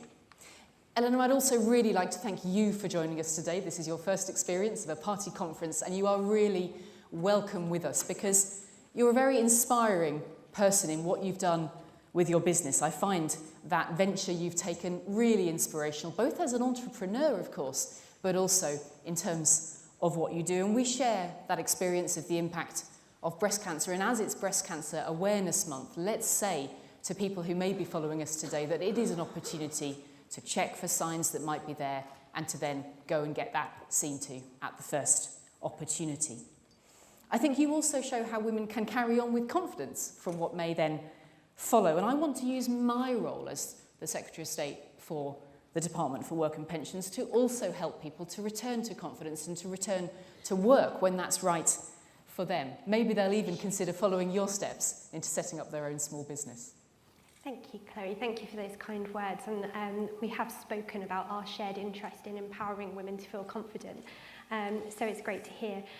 One of the things I'd like to hear from you about is what role you see the DWP playing in tackling the challenges that face our labour markets at the moment. I think these challenges are absolutely central, Eleanor, to where we are as a country, and the DWP has a critical role to play in this. I'd like to thank my team at the DWP, and many are here in the audience. My ministers, Victoria Prentice, Alex Burghardt, Debbie Stedman-Scott, Claire Coutinho, our fantastic PPSs, David Johnson and Jerome Mayhew, and our whips, Joe Churchill and Byron Davis. Now, our focus, our mission, will be to help people to start and stay and succeed in work. And by doing that, we drive the economy. We need to help businesses fill their vacancies. Now, there may well be people in the audience here today, especially as it's business day at Party Conference, who have had direct experience of this. You may be sitting here having run your own company and thought, I need talent, I need to be able to recruit and to retain. And whilst unemployment is at its lowest rate for 50 years, which we should celebrate, vacancies are nonetheless too high. And so that limits growth, that leaves potential unfulfilled. My department will be helping to rise to that challenge. We want to help claimants into work, and we want to support those who are known as economically inactive. Now that means as many as 9 million people in our country who have not recently been looking for work. We need, as Conservatives, to focus on what people can do, not what they can't, and we will be doing that as a department. Now, we're already making changes to help people to find more hours and to earn more. That's critically important at a time when people are very anxious about the cost of living. And of course, it's also true that part of our department's mission is to help more people into work, which in turn means that with a sustainable tax base, we are able also to make sure our public services are on a firm footing for the future. Great, thank you. We've also spoken in the past about our shared interest in business and the role of business. So perhaps you can tell me a bit about your view on that. What is the role of businesses? Of course, also absolutely instrumental in this, because of course it's businesses' own vacancies, and we want to be able to play that role to help British business to thrive. Now, how do we do that? We are supporting businesses, of course, with our plan for growth, and you've heard the Chancellor and others, and I think you have the treat of the Business Secretary coming shortly this afternoon as well. And that includes the supply side reforms and the many projects we'll be working on up and down the country to get things moving. We're also supporting businesses with their energy costs, just as we are supporting households. But we know in turn, of course, that businesses want to be able to take people on, and businesses know that that means they will have to skill people up, they will have to invest in training. I would also point out the virtuous circle between health and work, and this is something my department will be absolutely focused on doing, because work is very good for one's health, and health is critical at work, and businesses know this, I think, for their employees. So to have people start and stay and succeed in good work, British businesses will be thriving as well. Thank you. I think that leads really nicely on to something that's close to my heart and I know is an interest of yours, and that is what we can do to ensure that people who have disabilities or are facing health conditions to support them in playing an active role in the workforce. You're absolutely right about this, Ellen, and it really is a passion that we both share, and I'm absolutely sure shared also by the audience here today, and indeed also I know something that a lot of businesses are beginning to focus on, and in many cases extremely successfully. Let's not forget, of course, that actually we've seen a great milestone passed earlier this year where we surpassed a manifesto commitment. We had hoped we might see 1 million more disabled people go into jobs over 10 years. In fact, that target got smashed in just 5 years. So this shows a number of factors at work, but also is something to be very, very proud of. Now, over the past 3 years, looking a little more widely, we do see rising inactivity, driven by increasing numbers of people leaving the workforce due to health problems, and also some different choices being taken by the over 50s. We, of course, want to retain that talent. And I believe there is much more we can do to help people get the chances that they deserve, because, of course, as Conservatives, that is what we believe in. Everyone needs the chance of a good job. When I was the Minister for Disabled People, I saw, as an example, how deaf people were too often left out, too often excluded in work or in education or in wider society. And that's why I was so proud to help lead the changes represented by the British Sign Language Act. And can I also thank our interpreters who are with us all through the conference. Now, there's much more to do.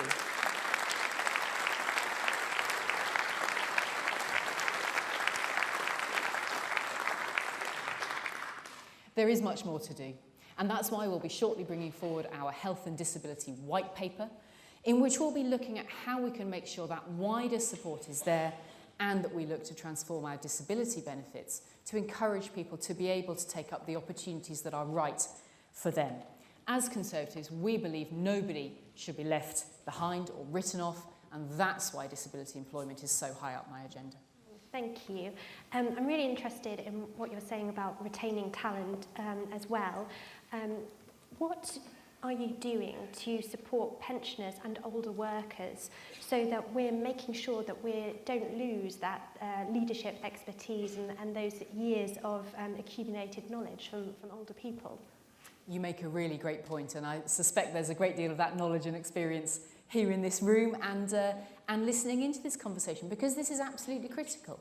As we are living longer, as we are enjoying fuller lives, I hope, then this becomes an absolutely central point, and it's something so important to businesses as well because, for the reasons we've discussed, businesses are seeking to fill their vacancies. They want, of course, to bring on talent throughout every stage of the workforce, but that absolutely means making sure that older workers are respected and valued. So in my department, we are stepping up the support that we're offering to job seekers over the age of 50.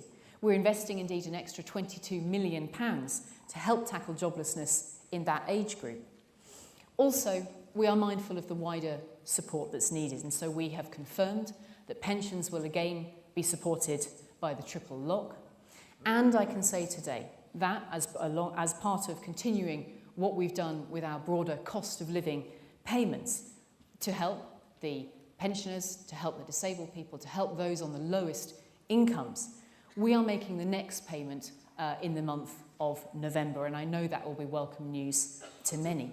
We do understand that these are very anxious times for people. We know that people are struggling with some of the costs that are rising, and that's why protecting the most vulnerable is a vital priority for me and to this government. Thank you.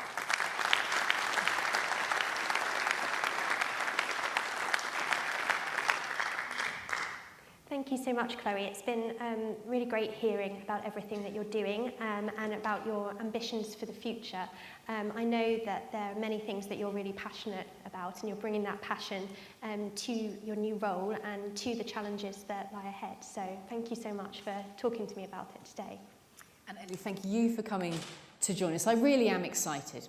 It's a huge job we've got to do. There's no doubt about that. But if we are going for growth, if we are helping people into more jobs and to earn more and to find opportunity and to find prosperity, then this is where we make that difference. As Conservatives, we believe that everybody should have that chance at a really great job. And I know that the businesses who are here today and who are part of the fabric of our nation up and down the land, that is where we can really help. And that is what going for growth really means. It's an opportunity to help millions of people. It's an opportunity to look at inspiring role models, perhaps like yourself, Ellie, but it's an opportunity also to make that difference in every household in the country. That is my mission, and conference, thank you for being part of it as well. Thank you.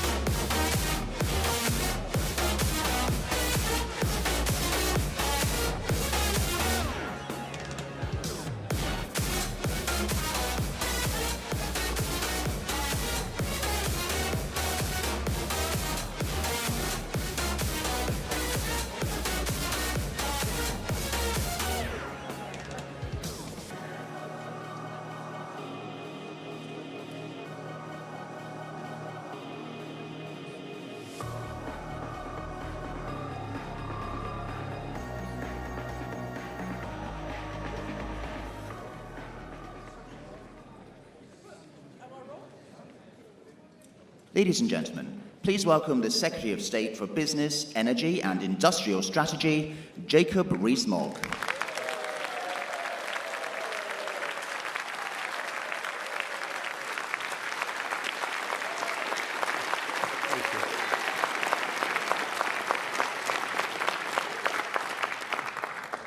Well, ladies and gentlemen, thank you, and congratulations for coming to the conference in spite of the best efforts of Mr. Mick Lynch. who seem to wish to get in the way. But thank you for being here, because you are the beating heart of the Conservative Party. You're the stalwarts who do all the work for us and make sure people like me get elected. So I thank you for all you do for conservatism and supporting us so much. That you make it work. You make sure we have conservative governments, and your getting here was proof of that. And some of you may think that I should be going around the trains putting out little calling cards saying how much I look forward to seeing people back at work soon. Because actually, we have a tireless quest for productivity in this country, and we need to make sure that everybody is working efficiently, and we want them obviously to be working in their proper places of work. But also I want to thank you for giving me almost as warm a welcome as I got outside the hall. But I think that's rather marvellous. I happen to think that having a democracy where you can actually walk through the streets and people can exercise their right to peaceful protest shows the strength of our society. And if people really want to call me Tory scum, I don't mind.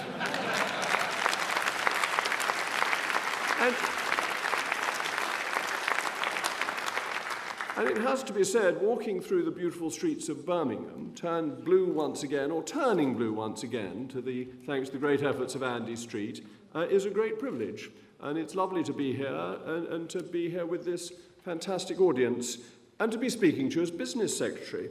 And I'm going to reintroduce a great tradition that Secretaries of State used to have when they came into the conference, of introducing my brilliant ministerial team. So my fellow Cabinet Minister, Graham Stewart, is here as Minister for Climate. Jackie Doyle-Price is here as Minister for Industry. Nusrat Ghani, Minister for Science and Investment Security. Dean Russell, Minister for Enterprise and Markets. And Lord Callanan, who I can't actually see here, but is nonetheless a very great man, is the Minister for Business, Energy and Corporate Responsibility. I am so lucky to be supported by what I think is the A team of ministers, and you can tell that to all the other departments who only have B teams, so let's be clear that I have the A team supporting me. But it's also quite fun to be speaking for the first time in all the years I've been a Member of Parliament from the main stage. I did once in the old days when I was the candid and Enrican get up to the main stage, but that was only for about 3 minutes, and I've got a bit longer now. But it makes a change. I used to do the rounds of the fringes, when sometimes I wasn't entirely in line with what the government was then doing. So it's nice to be on the main stage and leaving the fringes to certain other right honourable friends of mine who seem to be having a jolly time. But instead, I'm here in full support and honoured to serve a first-class Prime Minister. And the Prime Minister, since she took office, has completed about a year's government business in a fortnight. And I'm glad to say I think the Prime Minister, and I say this as Minister for Energy, is a genuine dynamo and is producing electric fields that are making sure that things get done, and she knows how urgent the challenges we face are. And the challenges are particularly in energy. First of all, affordability this winter. Second, securing energy supplies. And third, what I would like to call intelligent net zero. And how are we tackling those challenges? Well, rapidly is the answer. As the opposition sniped and catcalled and did what it usually does, we got on with it. We worked properly, night and day, and actually the civil servants in Bays worked incredibly long hours to create the energy price guarantee for households and the energy bill relief scheme for businesses. We have ensured that the British people, families and businesses, will get help now from the 1st of October with energy price support that took effect on Saturday, regardless of where they live in the United Kingdom and however they get their energy. His Majesty's government has acted with speed and foresight to deliver this protection for households throughout the entire kingdom. And the same is true for... Thank you, somebody agrees with me, that's so nice.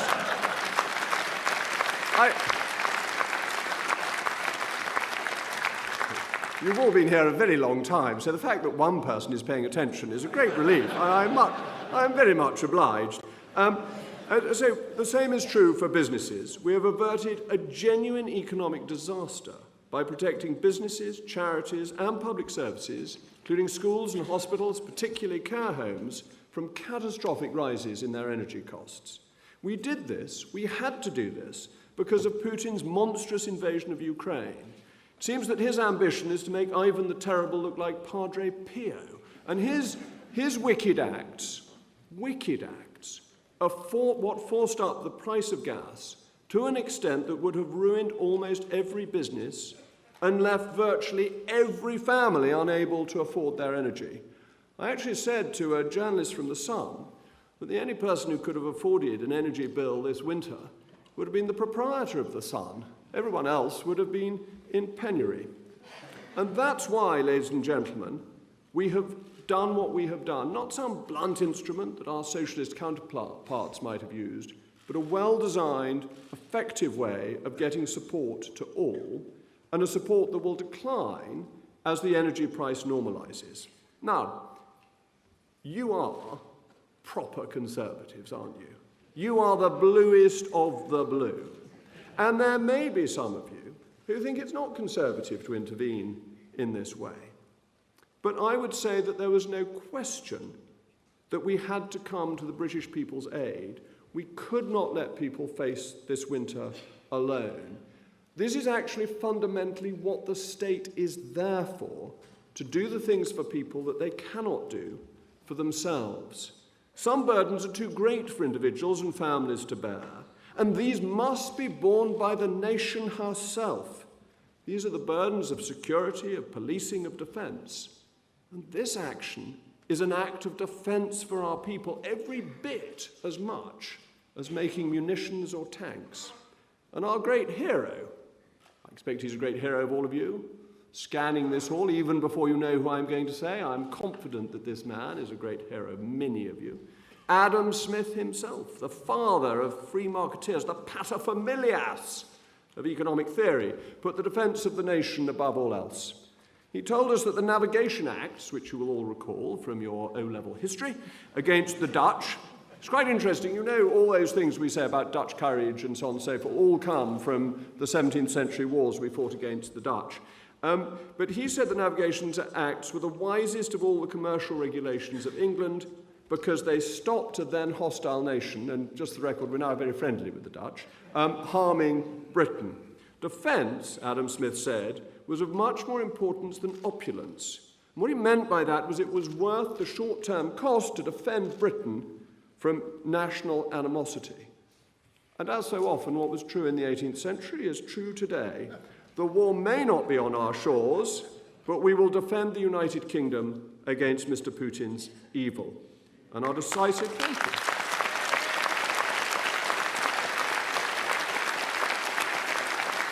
Thank you. Our decisive action will save millions of families and businesses from penury. And you know what? Imitation is the greatest form of flattery. We're being imitated by our German friends who have rolled out an almost carbon copy scheme.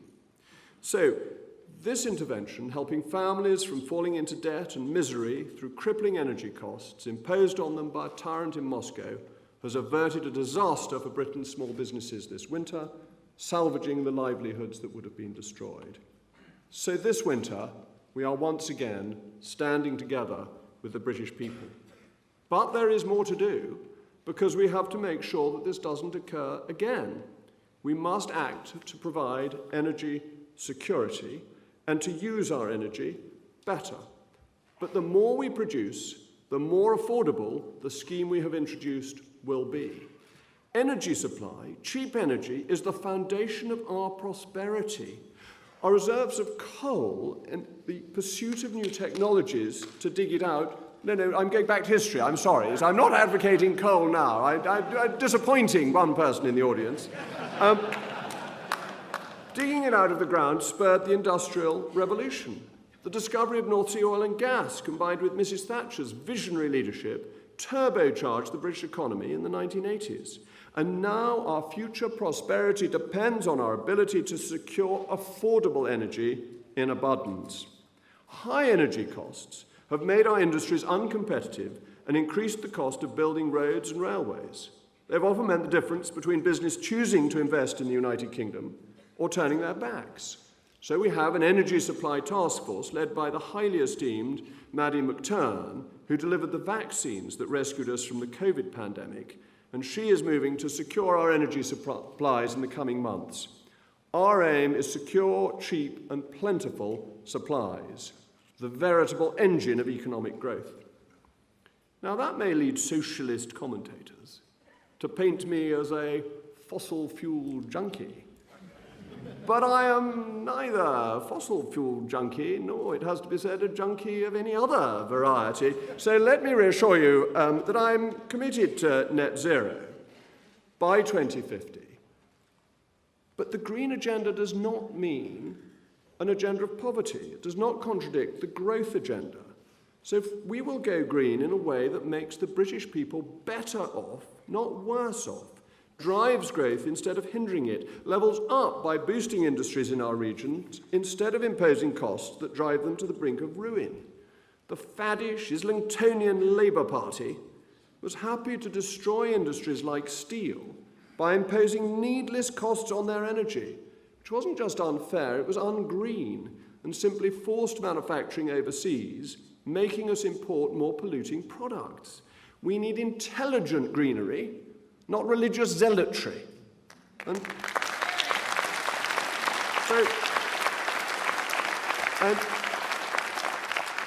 as for the socialist ideas of a nationalised energy dream, that would do nothing but create shortages, rationing and intermittency.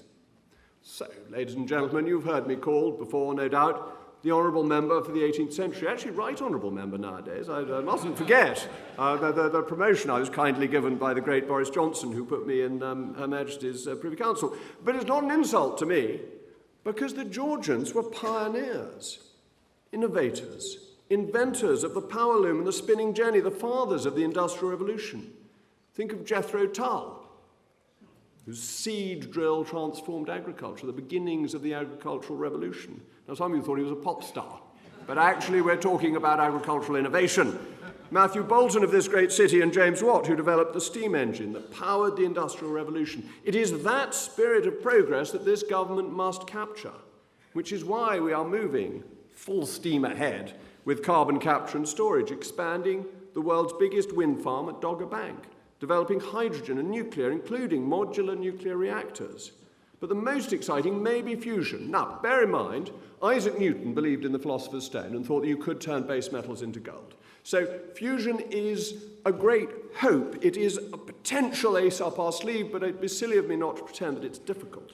It offers unparalleled potential for clean power production, promising a future of inexhaustible energy that could unshackle us from hydrocarbons and make us truly self-sufficient and secure.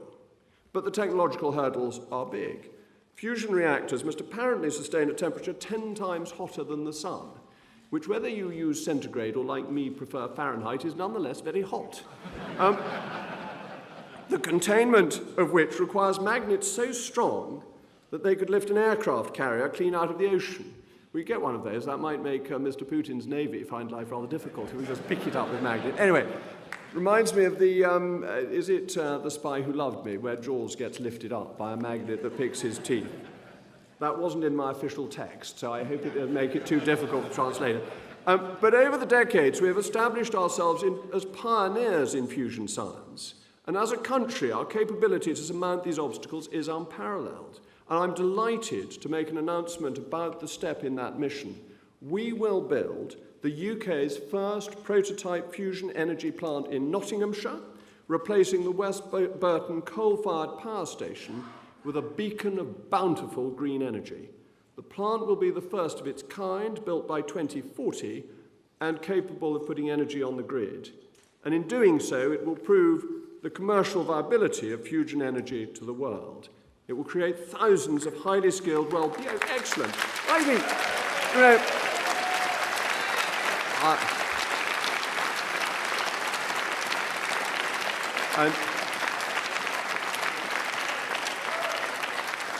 and I hope somebody will clip that as a round of applause for the good people of West Burton in Nottinghamshire for what they are managing to do for this nation. So it could be an industry worth billions of pounds to the UK economy and position the UK to design, manufacture and export the first fleet of fusion plants, putting us in the vanguard of a market with the potential to be worth trillions of pounds a year. But in the meantime, we've got to have some energy in the meantime, and you realise we got some last week, because we got enough hot air from the Socialist Conference to keep the turbines spinning for decades to come. You are kind. I mean, what a marvellous audience. You laugh at the most terrible jokes. I am very grateful. I have a penchant for terrible jokes. I hope there aren't too many more. But what we're talking about is environmentalism that is about prosperity, about opportunity, and not about lectures. Now, we've been having a discussion about shale gas, and I want to contextualise that, because I know not everybody is keen on it, and we have to get community support for shale gas. That is of fundamental importance. But Lord Deben wrote to my predecessor, he's the chairman of the Climate Change Committee, saying that shale gas can provide 2 to 63 grams per kilowatt hour of carbon dioxide equivalent less than from LNG being imported. What I mean, and that illustrates what I mean about intelligent net zero. It's about making decisions that reduce carbon but also make us more prosperous. Doesn't mean everything that I say is going to happen tomorrow, but it's about a program that makes sure we don't harm our industry so that we go green in ways that create rather than destroying prosperity. Because cheap energy is essential to a flourishing economy, but in a way it's the foundation of a flourishing economy. There's more to do. So that's why we are looking at supply-side reforms that go much further. We've already at this conference announced that the definition of small and medium-sized enterprises will expand from 250 employees to 500. Thank you. One more person agrees. This is great. I mean, this is absolutely marvellous. It's so good. I get one person to agree, and then some of you join in. So the more of that, the better. This is what we need at a Conservative conference. And I know you've all been here for hours, probably gasping for a cup of tea. And I'm not going to detain you too much longer. But thank you to the gentleman over there who is delighted that we're going up to 500 rather than 250 employees for a small and medium-sized enterprise, extricating them from a host of regulatory burdens, including costly non-financial reporting requirements, which are simply paper shuffling. Well, in my case, not so much paper as parchment, but then I have to stop. But the structural reforms that we're about to deliver include the Brexit Freedoms Bill. The Brexit Freedoms Bill is a fantastic piece of legislation, defining constitutional piece of legislation that will remove the dead hand of EU laws from our statute book finally. There are over 2,400 EU laws that will be amended or appealed, and any EU regulation which remains will no longer apply to these SMEs of up to 500 employees, and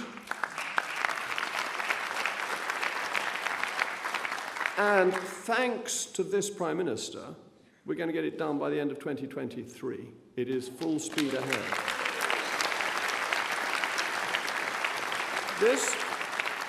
This will take more businesses out of the clutches of overbearing regulation, freeing the British economy further and making us more competitive.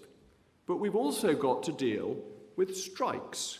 We've got to keep Britain moving. Isn't that what it says somewhere up here? Yes. And we've got to keep Britain moving by making it harder to have strikes that bring the nation to a halt. So the Prime Minister promised in her campaign that we would legislate for minimum service levels for essential services to ensure that the modernisation of our economy is not held to ransom by union militancy. And bear in mind, Owen Jones came up to me today and had a go at the funders of the Tory party. The funders of the Tory party don't buy the right to have a say in the leadership, do they?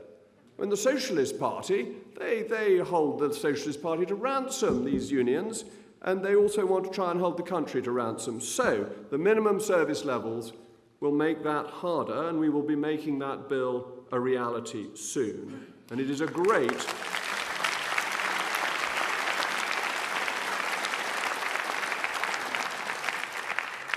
and if I may use a rude word, it is a great modernisation.